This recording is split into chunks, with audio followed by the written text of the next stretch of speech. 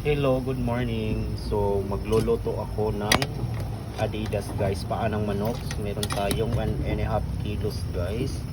So, ang unang-una, minarinate ko tapos akin muna siyang ibabad sa tapos akin lalagain para mas matanggal yung mga amoy-amoy tsaka mas lalambot siya. And then, ito yung ating ingredients.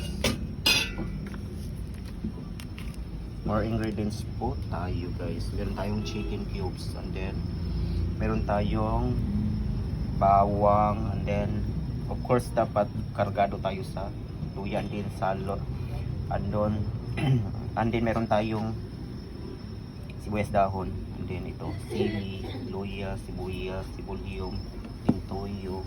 Then inanuan ko siya ng kalamansi para matanggal din yung So ayan siya guys. Kasi yung iba kasi is direct, so hindi siya masarap pag direct nyo siyang lulutuin. Tsaka may amoy talaga yun pag kasi paa ng manok yan. Pero pag ganito guys, yung lalagain muna natin siya bago natin lulutuin ng ating mga ingredients. So mas masarap po siya guys. Tsaka matatanggal yan siya sa mga buto-buto niya guys. Ganun kagaling yung natin. Yung recipe natin is napakasarap. Yan guys.